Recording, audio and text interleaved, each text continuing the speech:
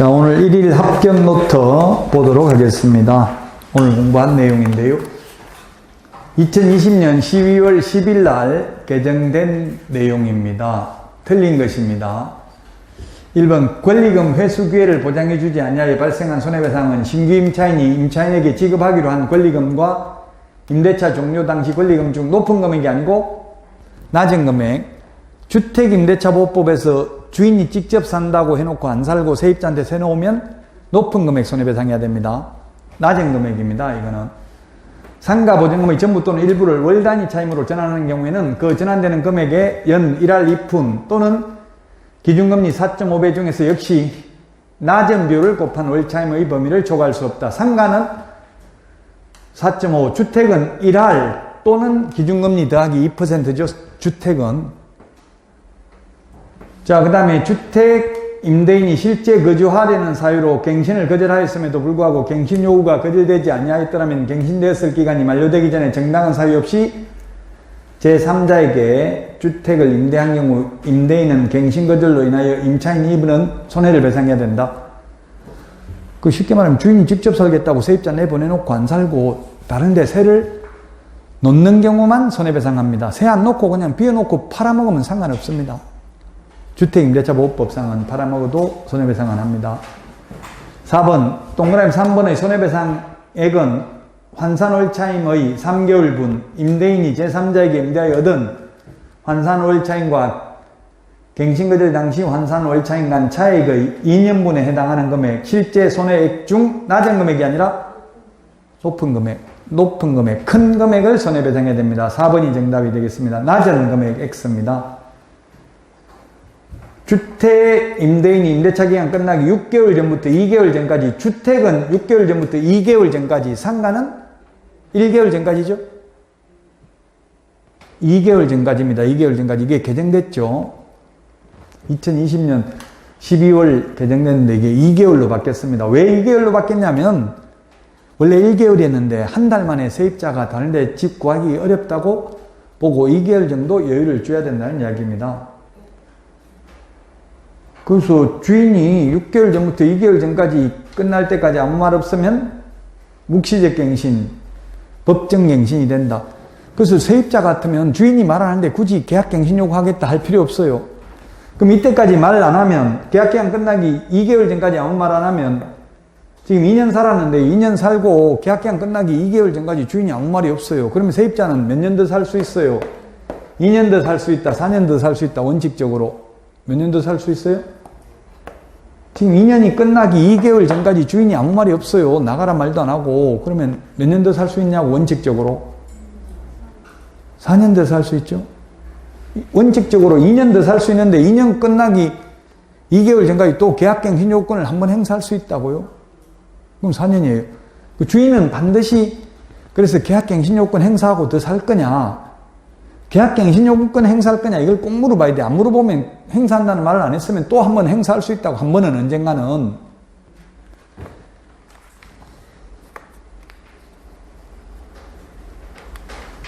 자, 그 다음에 경매에 대해서 틀린 것입니다. 차순위 2등은 최고가 매수신고에 의해서 그 보증금을 뺀 금액을 넘는 때에만 할 수 있습니다. 맞습니다. 그 다음에 매각 방식은 세 가지입니다. 호가경매, 기일입찰, 기간입찰 세 가지고요. 저당권, 건저당권, 담보가등기, 압류, 가압류 5개는 무조건 소멸합니다.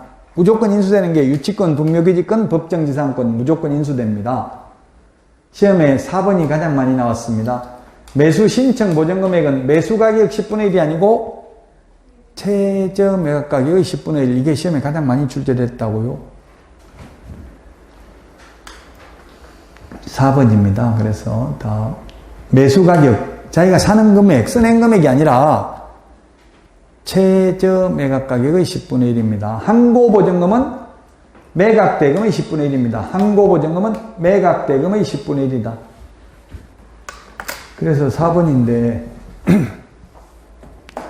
자, 그럼 예를 들어서 최저 매각가격이 9천만 원입니다. 1등 하려고 1억을 써냈습니다. 1억을 써내면 자기가 써낸 금액이 10% 내는 게 아니라 최저 매각가격 10% 보증금 내면 잔금 9,100만 원 남았고 차순위 매수 신고하려면 9,100만 원보다 높게 써내야 됩니다.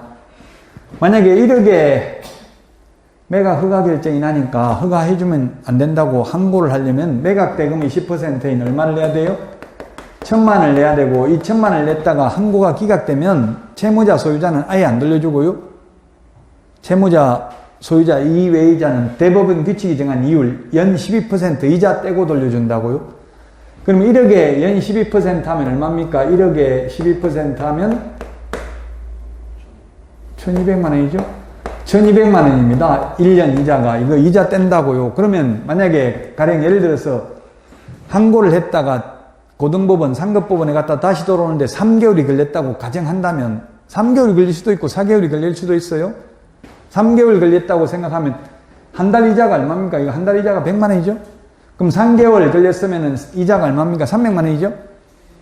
그럼 1,000만 원에서 이자 300만 원 빼고 나머지 700만 원만 돌려준다고요. 항고가 기각되면 인용되면 다 돌려주겠죠?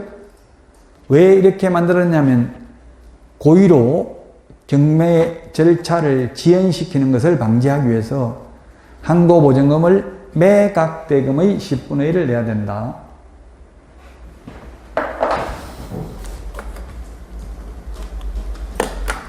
자, 그 다음에 소액임차인 최우선 면제에 관해서 틀린 것입니다. 세종특별 세종용인화성 김포가 신설됐습니다. 과밀억제권역이 아닌데 과밀억제권역에 준하는 보호를 받는 것으로 신설됐습니다. 우리 프린터 29번에 있습니다. 29번 과밀억제권역은 얼마입니까? 1억 3천만 원 이하인 경우 나누기 3을 해가지고 100만 원 단위로 절상을 하는 게 아니라 절하를 했습니다. 상가는 절상했는데 이건 절하. 끊어내버렸다고 뒤끝다리를 잘라버렸어요. 나누기 3을 해가지고. 그래서 아마 1억 3천만 원 나누기 3을 하면 4,300 몇백만 원 이렇게 나올 거예요. 4,300 몇십만 원 이렇게 나올 거예요. 그 10만 원 뒤끝다리 잘라버렸다고요. 자, 그 다음에 임차인이 보증금 중 일정액이 주택가격의 2분의 1을 초과하는 경우 주택가격의 2분의 1에 해당하는 금액까지만 우선면제권이 있다. 여기서 우선면제라는 건 이걸 최우선면제를 말하는 거예요. 보증금 중 일정액 이런 말 들어가면 이게 최우선면제예요. 이게 기출문제거든요. 시험에 최우선면제, 우선면제, 법조문에는 최우선면제라는 말이 없어요. 그 시험에 다른 담보물권자보다 우선면제, 소액임차인 우선면제, 최우선면제 이게 다 같은 말이에요. 그 일정액이니까 이거 일정액이 뭡니까? 서울에서 1억 5천만 원 이하인 경우 5천만 원까지 최우선면제 받는다 이 말이에요.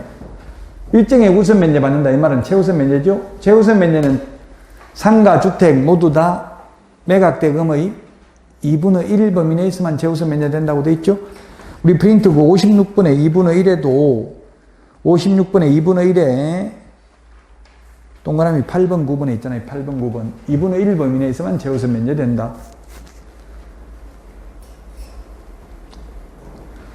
3번 묵시적 갱신, 법정 갱신 6개월 전부터 계약기간 끝나기 2개월 전까지 4개월 동안 아무 말 없으면 묵시적 갱신된다.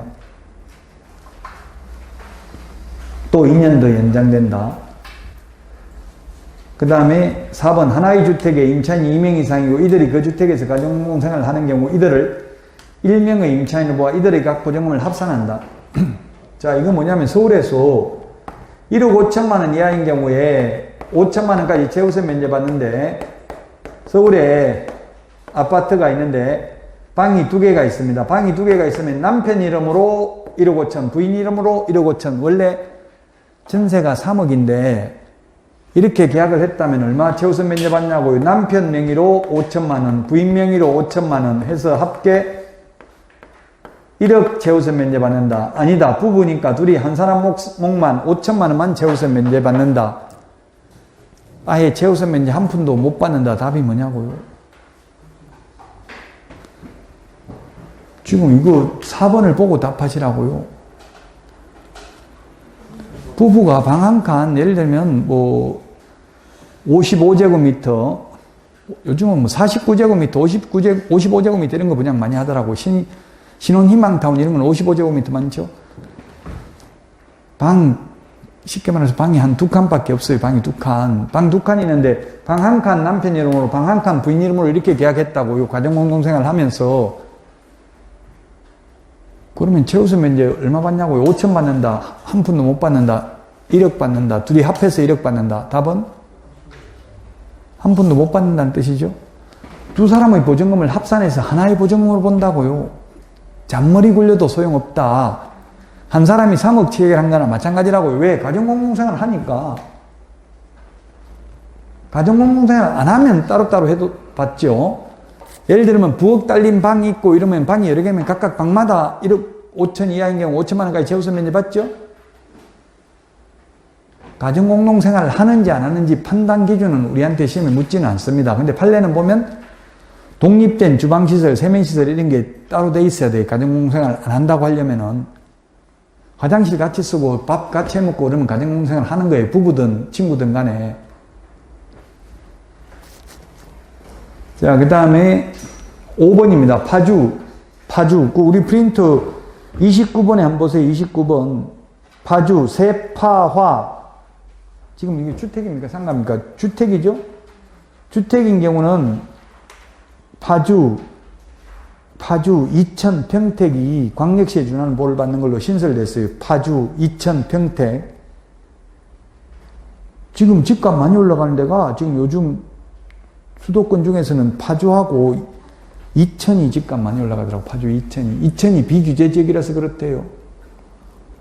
그렇지. 2000 평택 시세를 반영해서 2000 평택시 파주시는 광역시에 준하니까 그거 뭐라고 돼 있어요? 동그라미 3번에 29번에 7천만 원 이하인 경우 2,300만 원까지죠? 나누기 3을 해서 100만 원 단위로 절하해가지고 파주 2000 평택이 광역시에 준하는 보호를 받는 걸로 바뀌었습니다. 이렇게까지 시험에 나오냐? 따지는 분이 있던데 나올 수도 있습니다. 그러니까 그냥 다 기억하는 게 좋아요. 어차피 현업하려면 알아야 돼요. 이건 5번이 답입니다. 자, 4번입니다. 매수 신청들이 보수에 관해서 틀린 거.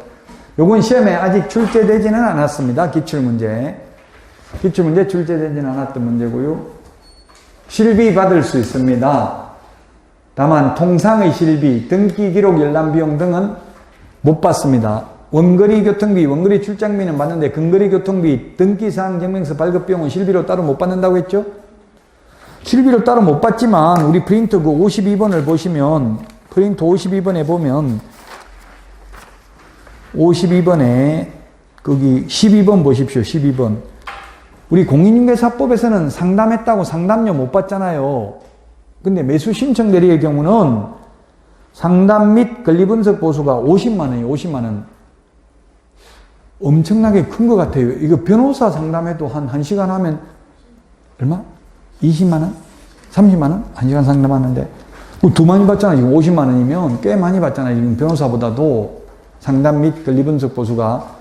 이걸 받기 때문에 등기사항 증명서 발급 비용은 얼마 안 되잖아요. 한 뭐 800원 이 정도밖에 안 되죠. 열람 비용은. 이런 건 따로 못 받는다는 이야기에 이게 50만 원인데 다 포함되어 있다고 봐야 된다. 이 말입니다. 상담 및 권리분석 보수는 50만 원 범위 안에서 당사자 합의에 의해서 결정을 합니다. 상담 및 권리분석 보수는 4개 이상 부동산 일괄 매각의 경우에는 3개를 초과하는 것부터 1부동산당 5만 원 범위 안에서 상한선을 정해갈 수 있다. 그래서 5개 부동산 일괄 매각의 경우 3개 초과하는 2개이기 때문에 60만 원까지 정액될 수 있습니다.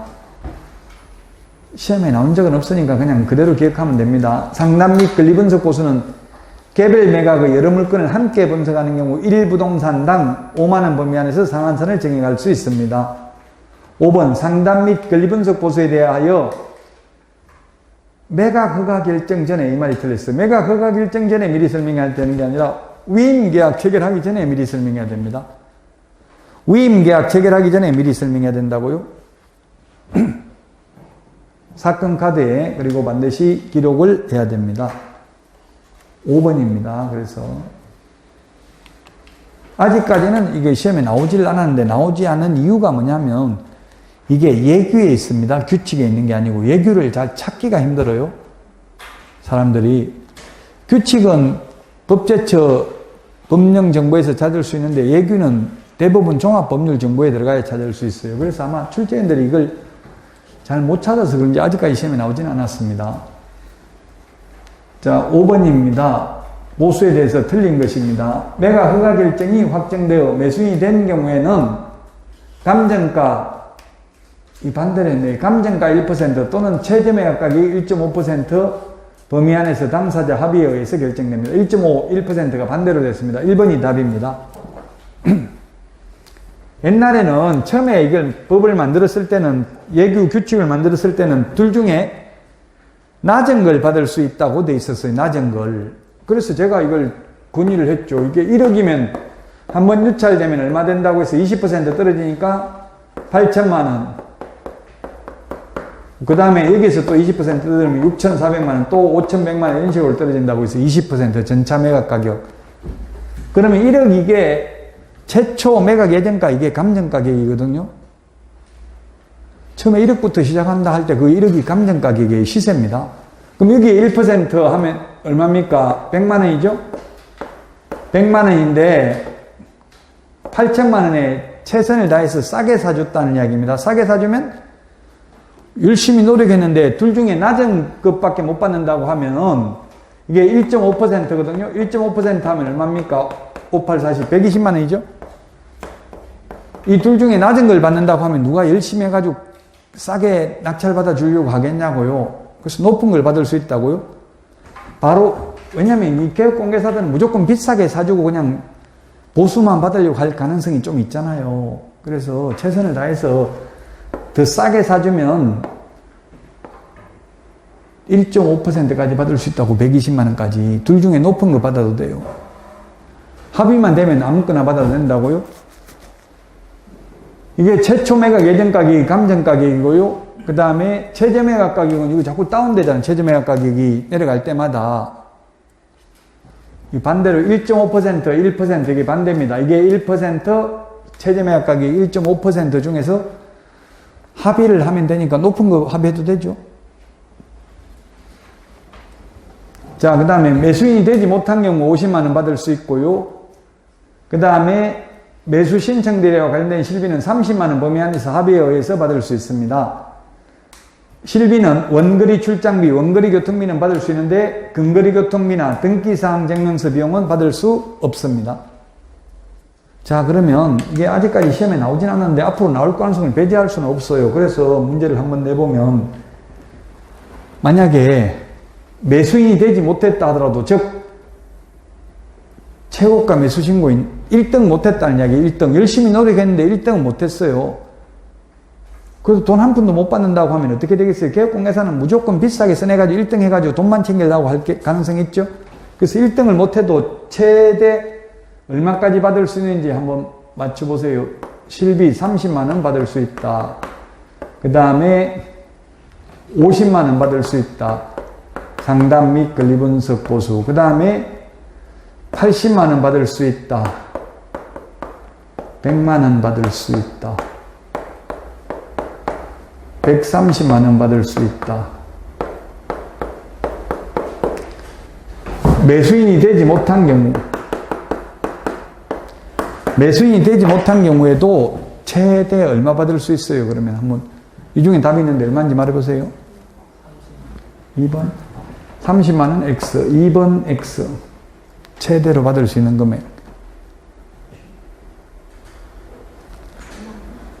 100만 원 X. 네, 130만 원입니다.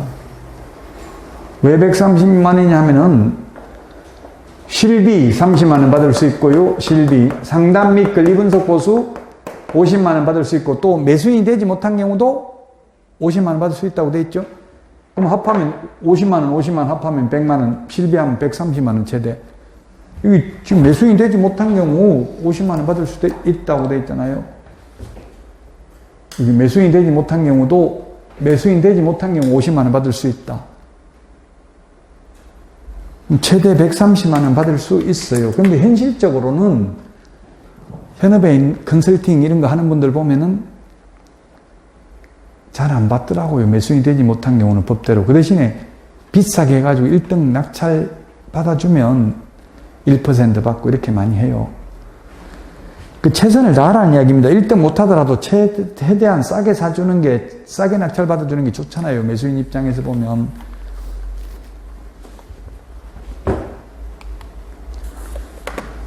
자, 그 다음에 상가 건물 임대차 보호법 틀린 것입니다. 2020년 9월 29일부터 6개월간 연체한 차임은 3개의 차임액을 연체한 것으로 보는데 포함시키지 않는다고. 코로나 때문에 영업이 안 돼가지고 월세 6개월 못 내도 그거는 빼고 계산한다는 이야기죠. 임대차 계약 해지할 때 3개의 차임액만 연체하면 해지할 수 있잖아요. 그래서 제가 유튜브 채널에 이런 걸 올려보니까 조회수가 높더라고요. 최대 8개월간 월세 연체도 계약 해지할 수 없다. 약간 유튜브에 이런 충격적인 제목을 달아야 사람들이 클릭을 하죠. 보면 별것도 없는데 그 최대 8개월 맞잖아요. 6개월 거 빼고 나머지 2개의 차임액 연체도 3기까지는 아직 안 갔으니까 해지할 수 없는 게 최대 8개월간 연체도. 이때 2020년, 지금은 이제 시험에 안 나올 수도 있기는 합니다. 이게 지나가 버렸기 때문에. 이게 지금 코로나가 2020년부터가 지금 3년째잖아요, 벌써.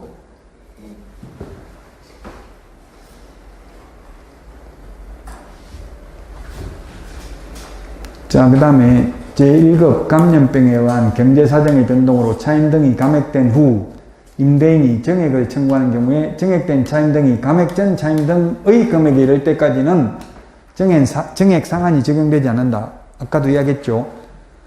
월세 50만 원인데 코로나 때문에 50만 원 깎아줬다고 이 주인이.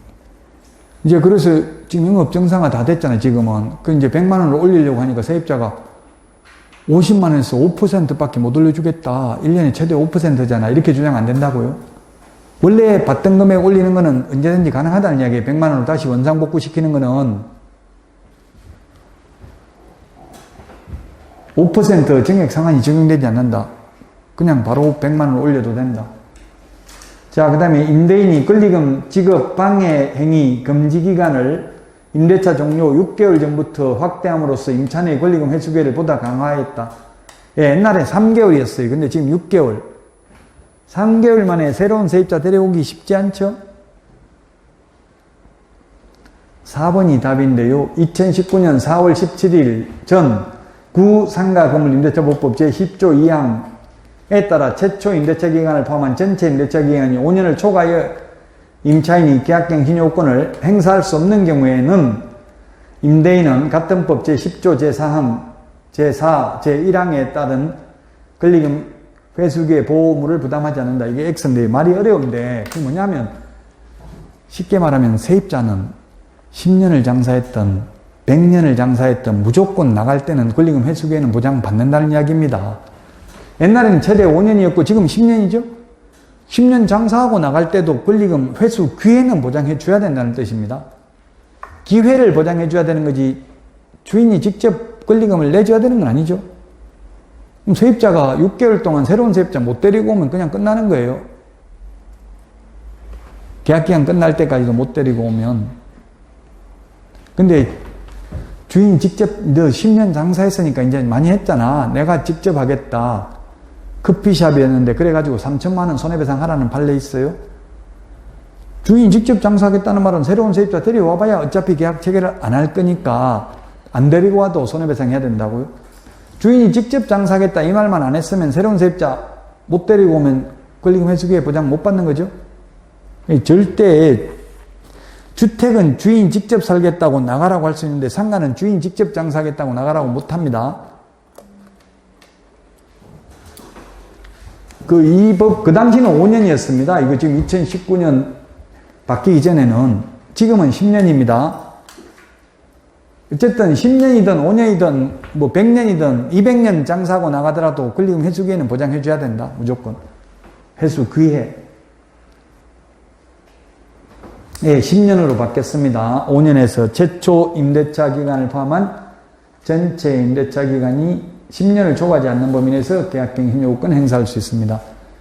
4번이 답입니다. 자, 그 다음에 7번입니다. 틀린 것은 했는데, 지방법원장은 매월 매수 신청 내린 등록 행정처분 및 신고된 사항을 다음 달 10일까지 법원 행정처장에게 통지해야 됩니다. 법원 행정처장은 매월 매수 신청 내린 행정처분 및 신고된 사항을 다음 달 10일까지 협회에 통지해야 된다. 다음 달 10일이 아니고 15일이죠. 15일입니다. 2번이 틀렸습니다. 3번 지방법원장은 매수 신청 내린 등록 취소 무정지 처분을 하고자 한 때에는 10일 이상 기간을 정하여 구술 또는 서면에 의한 의견 진술 기회를 부여해야 됩니다. 매수 신청 내리는 등록 취소도 의견 진술 기회 부여입니다. 근데 공인중개사법상 자격 취소, 등록 취소, 지정 취소는 청문하죠. 청문. 매수 신청 내리는 청문하지 않습니다. 4번 중개사무소 개설 등록이 취소된 경우로서 개인인 개업공개사가 사망한 경우 세대를 같이 하고 있는 자가 법인이 해산하는 경우에는 대표자 또는 임원이 어떤 자가 등록 취소 처분을 받은 날로부터 7일 이내에 매수 신청 내린 등록증을 지방법원장에게 반납해야 됩니다. 7일 이내에 반납입니다. 공인중개사법상은 등록 취소되면, 사망해서 등록 취소되면 반납 규정 없습니다. 지금 여기 어디 있냐면 우리 프린터 50번, 50번에 44번, 45번, 46번, 47번에 있네요. 거기 45번입니다. 45번. 매수 신청 내린 등록증은 사망해도 누가 반납해야 된다? 세대를 같이 하는 자가 45번, 50번에. 그 다음에 47번에 매수 신청 내린 등록증은 법인이 해산하면 대표자 또는 임원이 어떤 자가 반납해야 됩니다. 7일 이내. 그러나 44번 중개사무소 개설 등록증은 사망해서 등록 취소되면 반납 규정 없습니다. 폐업 신고를 세대를 같이 한 자가 할 의무도 없습니다. 그 다음에 46번, 51번에 46번 법인이 해산해서 등록 취소된 경우 대표자 이 어떤 자가 7일 이내에 반납하면 됩니다. 중개사무소 개설 등록증은. 5번 중개사무소 개설 등록이 취소된 경우로서 법인인 개업공개사가 해산한 경우에는 그 대표자 이 어떤 자가 7일 이내에 등록한 층에 반납해야 됩니다.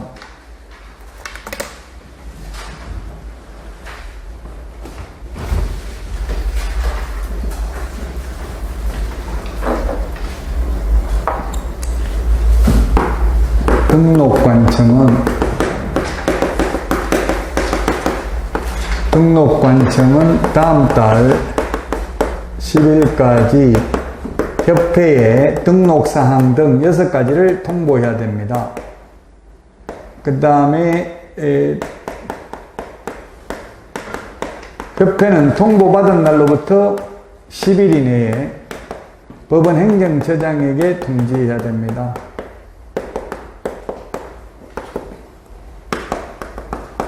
법원 행정처장에게 통지해야 되고요. 지방법원장은 지금 이거 이게 10일이 아니고 며칠이라고 했어요? 15일. 지방법원장은 다음 달 10일까지 법원 행정처장에게 통지해야 됩니다. 법원 행정처장에게 통지를 해야 된다. 통지받은 법원 행정처장은 다음 달 15일 내 협회에 통지합니다. 지금 협회에 통지가 15일입니다. 다음 달. 그럼 다음 달 15일이라는 말은 지금 4월이면 이게 5월 10일, 요거는 5월 15일입니다. 같은 다음 달이에요, 이게. 다른 말로 바꾸면 통보받은 날로부터 5일 이내에 통지하면 됩니다. 시험에 통지받은 날부터 5일 이내 이렇게는 안 나옵니다. 법조문 있는 그대로 나온다고요. 15일입니다. 우리 프린터 몇 번에 있어요? 이게 핵심 비교정리 프린터는 이게 40번에 40번에 동그라미 3번, 4번, 5번에 있네요. 3번, 4번, 5번.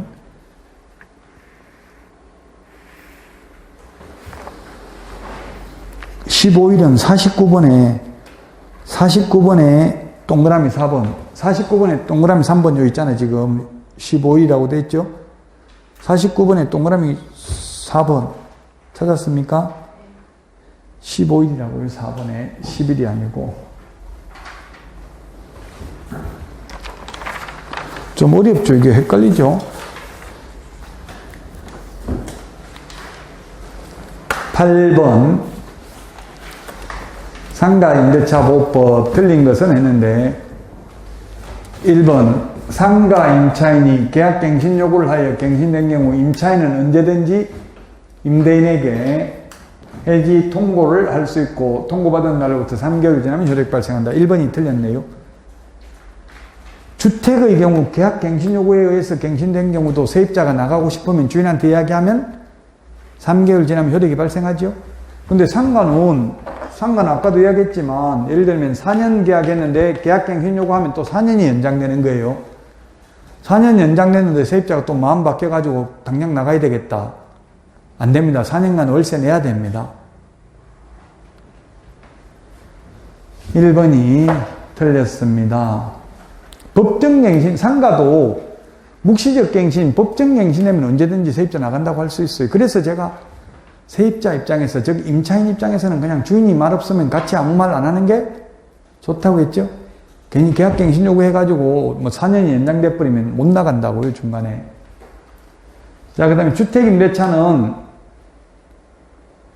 갱신 요구에 의해서 갱신된 경우에도 해지 통고할 수 있다. 3개월 지나면 효력이 발생한다. 갱신 요구에 의해서 갱신된 경우도. 법정갱신, 묵시적 갱신에도 세입자 나가고 싶으면 3개월 지나면 나갈 수 있다. 그 다음에 개정상가금융임대차보호법 시행일로부터 6개월 기간 동안 그 사이에 연체한 차임액을 계약 해지, 갱신 거절, 권리금 회수기에 보호, 제외 사유가 되는 차임 연체에 해당하지 않는 것으로 본다. 맞습니다.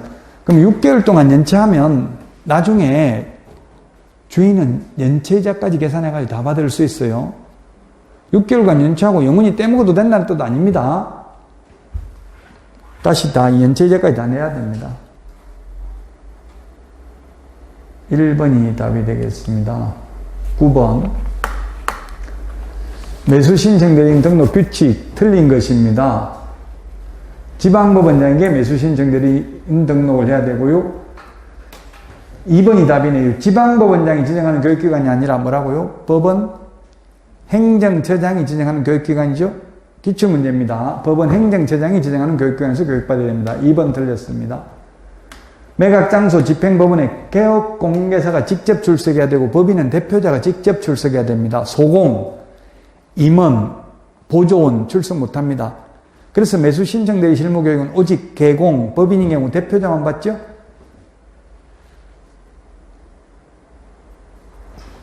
(4번) 매수신청대리인으로 등록을 한 개업공개사는 동일한 부동산에 대하여 이해관계가 다른 2명 이상의 대리인이 되는 행위를 하면 안 된다. 2명한테 내가 1등 시켜줄게. 상담 및 권리분석 보수 50만원 주고 실비 30만원 주고 이렇게 해가지고 돈만 받아 챙길 수도 있잖아요. 그래서 2명을 대리하면 안 됩니다.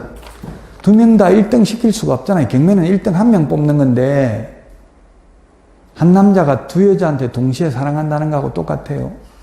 불가능이잖아요. 2명을 동시에 사랑하는 거. 마찬가지 2명을 동시에 대리할 수 없습니다. 5번 개업공개사는 매수신청 대리에 관하여 위임인으로부터 예규에서 정한 보수표의 범위 안에서 소정의 보수를 받는다. 이때 보수 외의 명목으로 돈 또는 물건을 받거나 예규에서 정한 보수 이상을 받아서는 아니 된다. 이상 이걸 논리적으로 보면 초과라고 바꿔야 돼요. 논리적으로 보면 초과잖아요. 이상이라고 하면 법정 보수가 100만 원이면 100만 원 이상 못 받는다는 말은 100만 원도 못 받는 거죠? 초과라고 바꿔야 되는데 어쨌든 법조문에 이렇게 이상이라고 돼 있어요. 그 이상이라고 나와도 X는 하지 마시라고요. 법은 새로 법을 만들면 다 이렇게 한글로 적도록 돼 있어요. 한글, 물건. 돈 이렇게 한글로 다 돼 있잖아요. 돈이라고 돼 있고 민법에서는 돈이라고 안 하고 뭐라고 해? 돈을 갖다 금원 이런 말 쓰죠. 판사들은 뭐 알아듣죠. 그냥 돈이라고 하면 되는데 금원을 이렇게 나온다고 못 알아듣게. 판사 검사들은 다 못 알아듣게 해요. 다 알아들어버리면 자기들도 나중에 변호사 개업할 건데 변호사 아무도 안 찾아오잖아요. 그래서 일부러 말을 어렵게 쓴다고 못 알아듣게 일반인들.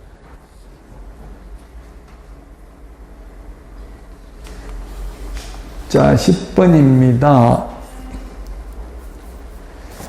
대통령이 정한 금액을 초과하는 경우에도 적용되는 것은 초과되는 게 9억 초과더라도 적용되는 게 뭐라고 했어요?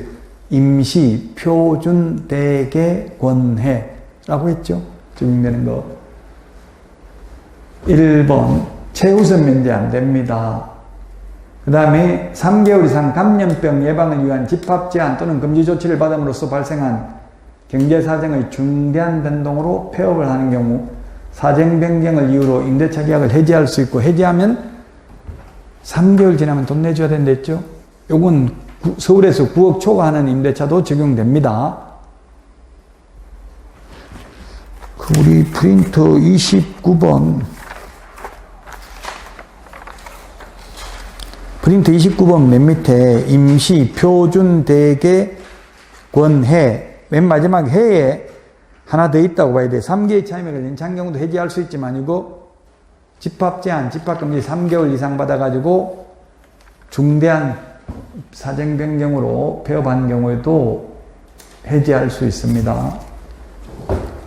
자, 그 다음에 차임 보증금 정액 청구는 청구 당시 차임 또는 보증금의 100분의 5를 초과하지 못한다.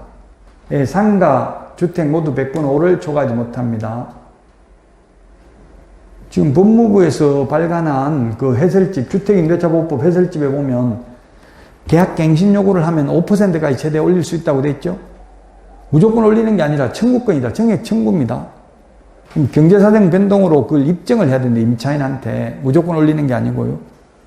감액도 마찬가지죠. 무조건 감액 청구하면 주인이 받아줘야 될 의무는 없죠. 정액도 마찬가지입니다.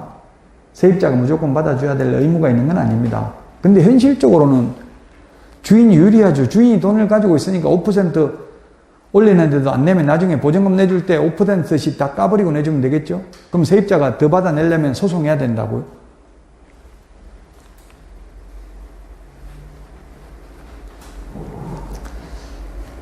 (4번) 계약기간 끝나도 주인이 돈을 돌려주지 않는 경우에 임차권 등기 명령을 신청할 수 있습니다. 이게 명령에 의한 등기고 설정 등기는 계약기간 중이든 언제든지 합의만 되면 가능합니다. 기간을 정하지 아니한 경우 최단기 존속기간은 상가는 1년입니다. 주택은 2년이고 농지는 3년입니다. 원칙. 최단기, 최장기 존속기간 정리를 했었고요. 2번이 따라서 답이 되겠습니다. 이 최단기 존속기간 임차권 등기 명령 5%밖에 못 올린다. 최우선 면제 이런 거는 적용 안 된다고요. 9억 초과하면. 월차임 전환율도 적용 안 되죠. 뭐 주택의 경우 1할 또는 기준금리 더하기 2% 이런 거 적용 안 됩니다. 아, 주택이 아니고 상가 해야 되겠네. 지금 상가금리임대차보호법이니까 상가의 경우 1할 2푼 또는 기준금리 곱하기 4.5배를 초과할 수 없다. 이런 거 적용 안 된다고요. 서울에서 9억 초과하면. 2번이 정답이 되겠습니다. 수고 많으셨습니다. 이제 다음 달에 찾아뵙도록 하겠습니다.